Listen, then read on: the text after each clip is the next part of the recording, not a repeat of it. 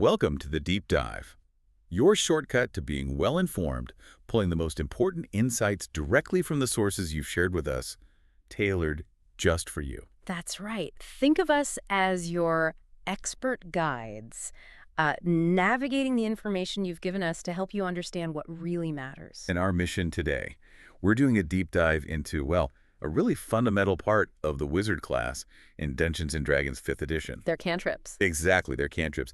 You've sent over a great stack of material, core guides, articles, community chats, all focused on these essential spells. It's a fantastic collection, yeah. We're going to cut through the noise and just pull out the really important nuggets about these lowest level spells. But maybe the most impactful ones. Could be. We'll see. Okay, let's jump right in then. At the most basic level, what is a cantrip for a wizard in 5e based on these sources? Well, they're described as the lowest level spells you can cast. But the key thing, their fundamental nature, it comes from a big mechanical advantage. They consume no spell slots.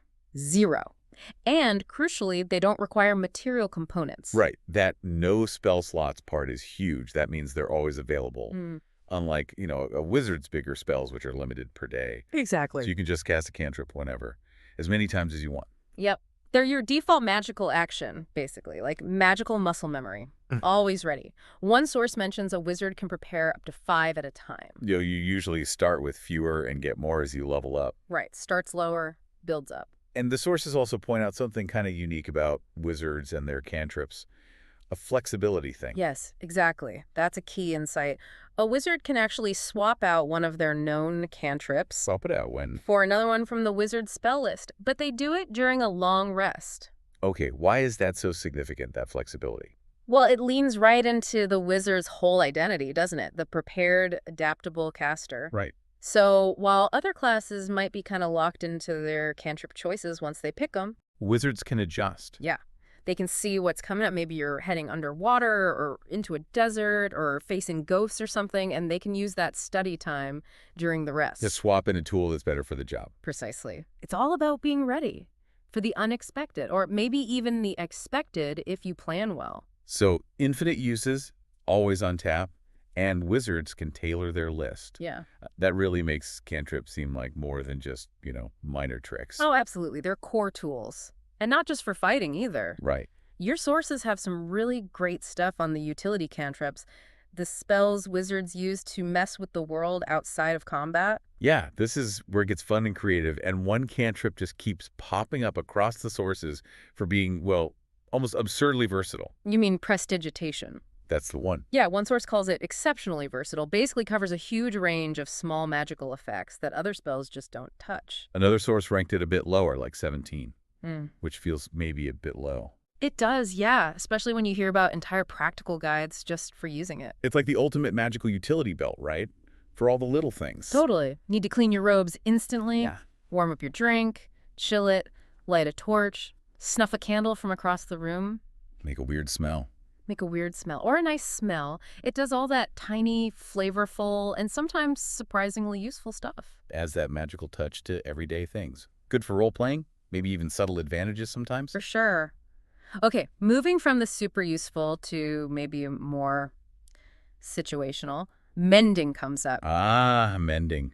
One source called it the magical equivalent of duct tape. Hey, yeah, that fits pretty well. It repairs a single break or tear in something. How much can it fix? Up to about a 1 foot square or like a pound of material per minute.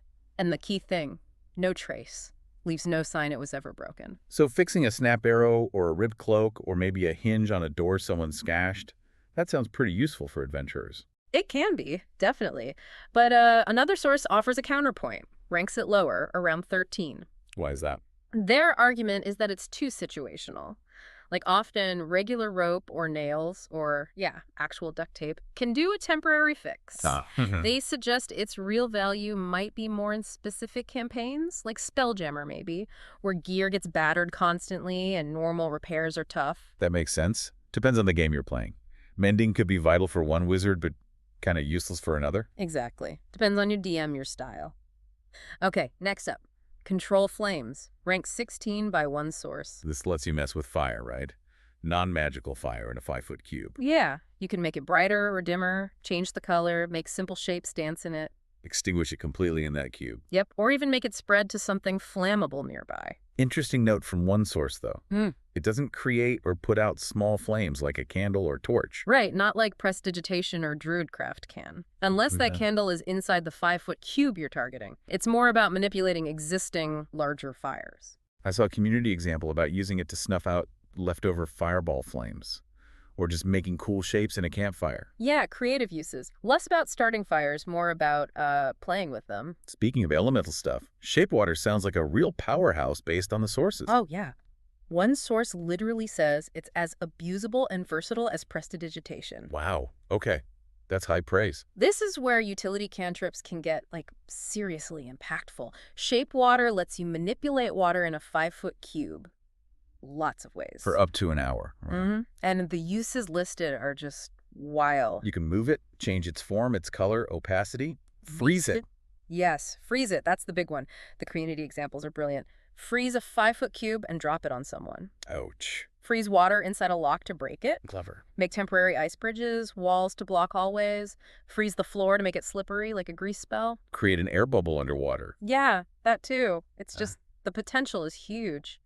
Seems limited only by your imagination and maybe your DM's physics rulings. One source even flat out says it's better than the other elemental ones like control flames, gust, mold earth. Which brings us neatly to mold earth. Yeah.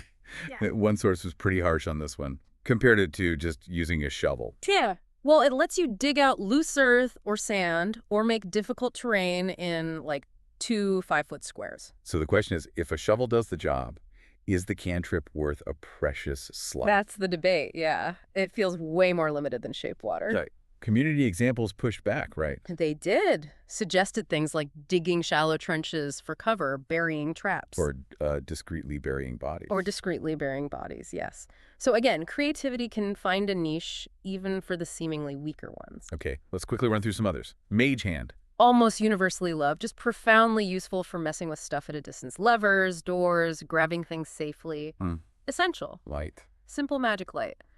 Disposable, good, but yeah, a torch often works fine too. Situational, sending secret messages up to 120 feet, but remember the verbal component, you still gotta whisper it. Minor illusion. Fantastic for creative types, making fake walls, fake chests, distracting sounds. Its power really depends on you and your DM. And go thoughts. Insanely situational was the description. Turn a thought into a physical string. Very niche. Dancing lights. Mostly a fun distraction. As one source points out, Mage Hand holding a torch can kind of do the same job. And lastly, Gust. Oh boy. Gust. Yeah, one source basically called it almost totally useless. Wants better scaling, more options, more range. It just makes a little tuck of wind, puts out candles, moves tiny things, rarely affects creatures. So utility-wise, it's a real spectrum. You've got the must-haves like prestidigitation, maybe Shapewater. Yeah, the powerhouses. Then the niche ones like mending or mold earth, and then maybe the weaker ones like gust. Value often depends on creativity in the game itself. Definitely. Okay, so that's utility. Let's switch gears. Combat cantrips? Right. The spells you need when initiative gets rolled, and you're out of big boons or saving them. You need that reliable magical attack, and the classic staple is Firebolt. Can't go wrong with Firebolt, usually. It's got great range, 120 feet, and solid damage. A D10 of fire scales up later. It's just a good default ranged attack. One source noted it has twice the range of Toll the Dead. Which is another popular damage one, yeah. Though it's worth remembering, especially early on, one source mentioned that if you have decent dex, a light crossbow might actually keep up with Firebolt's damage for a bit. That's a fair point. Early wizard life isn't all magic sometimes. Another common damage one, Chill Touch. Right. Same 120-foot range as Firebolt, but a bit less damage, D8 necrotic. But it has those rider effects. Prevents healing for a turn. Which can be surprisingly good against things that regenerate or have healers nearby. And against undead. It gives them disadvantage on attacks against you for a turn. Which is nice, but... Well, one source points out, many undead resist necrotic damage. So the main damage part gets weaker against the very things it's supposed to be extra good against. Ah, so it's more of a strong alternative damage type. Good for the healing prevention, maybe? Yeah, exactly. Good alternative. Offers necrotic damage if you need it. You mentioned Toll the Dead earlier. How does it compare directly? Sources say it usually does more damage than Firebolt, a D8 or a D12 if the target's already hurt. And better damage type usually, necrotic or radiant. Often less resisted than fire, yeah. But the big downside is range. Only 60 feet. half of Firebolt or Chill Touch. So trade-offs again. Range versus potential damage. Always trade-offs. Firebolt for range, Toll the Dead for maybe more damage up close, Chill Touch for necrotic and the debuffs. But if there's one combat cantrip that seems to get highlighted again and again for sheer tactical oomph, it's Mind Sliver. Oh yeah, Mind Sliver. This one's clever. Damage is okay, right? Yeah. D6 Psychic. Not amazing damage-wise. Tolerable, yeah. But its strength is elsewhere. Two things. First, the save. It targets intelligence saves. Which, as one source puts it, is spectacular. Why? Because INT is often the lowest save for tons of monsters. Beasts, brutes, lots of things just aren't that smart. Exactly. So compared to cantrips needing con or dex saves, which are often high on monsters, Mind Sliver is just more likely to actually work. Okay, more reliable landing. And psychic damage is good too. Very rarely resisted, much less than fire or poison. But here's the real kicker, the tactical genius part. Go on. If they fail to save, besides the damage, the target subtracts 1d4 from the next saving throw it makes before the end of your next turn. So it's not just damage, it's setup. Precisely. You hit them with Mind Sliver, make them dumber temporarily, essentially. And then your buddy hits them with Hold Person. Or you follow up with the big Save or Suck spell. And suddenly that big spell has a much better chance of sticking. For a wizard who relies so much on those debilitating spells, making the next save easier to fail is huge. Turns your cantrip into a major tactical advantage. Maybe the most reliable strategic combat cantrip. Arguably, yeah. It's really, really good. Okay, what else on the combat list? Frostbite. Low damage, D6 cold. Needs a constitution save, which is often high. Like poison spray. Yeah. Its main appeal is giving disadvantage on the target's next weapon attack if they fail. So, damage mitigation. But low damage, tough save, maybe less reliable. Seems that way. Ray of Frost is another cold option, pure damage. One source felt Frostbite's debuff was maybe better, but wizards might want damage type variety anyway. Limited slots. Poison spray, good damage die, D12. Melee range, only 10 feet.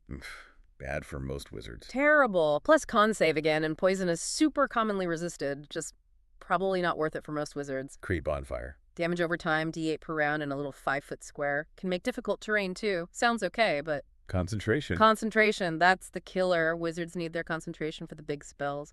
Web, Hypnotic Pattern, Fly, Polymorph. So using it on Create Bonfire means you can't use it on those game changers. Exactly. One source flat out says, skip it unless you can retrain cantrips later. It just competes too much for that precious concentration. Infestation. Low damage, D6. Con, save again. If they fail, they move 5 feet. Randomly. Randomly. Yeah. Which might pull them out of cover or closer to your fighter, maybe. But random means unreliable. Not as good as spells that let you choose where they go. And finally, the blade cantrips.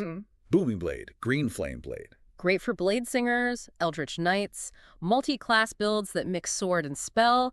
They involve making a weapon attack. But for your typical squishy wizard in the back. Being in melee range is usually the last place you want to be. So powerful for specific builds, but not standard wizard fare.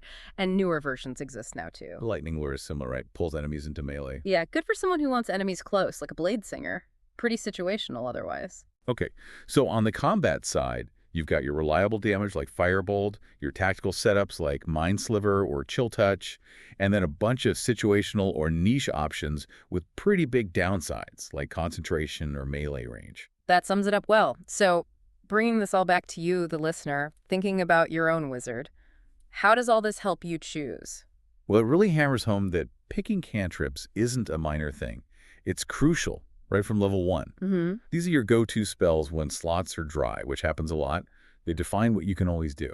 And the sources really highlight those trade-offs you're making constantly. Range versus damage, damage type, utility versus combat. What kind of saving throw does it target? Do you go for broad utility like Prestidigitation or something powerful but specific like Shape Water? Or are you actually planning to be in melee? Your cantrips are your always-on toolbox. They shape how you deal with problems, big and small, when the big magic isn't available. And those utility cantrips, seeing the creative uses like freezing locks or faking walls, that's not just flavor text. That's solving problems without burning resources. Those aha moments the sources mentioned. Absolutely. And understanding the mechanics like why INT saves are often low or why concentration is such a big cost helps you judge a cantrip's real power beyond just the damage number.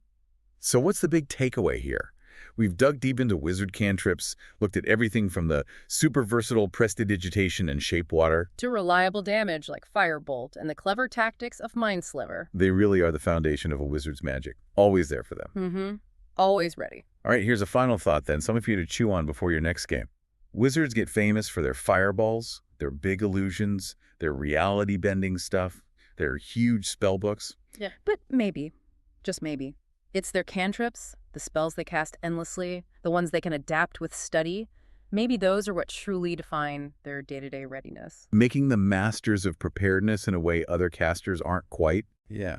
How am I really focusing on smart cantrip selection and using them creatively change how you tackle challenges in your game? Something to think about as you plan your wizard's next adventure. Thanks for diving deep with us.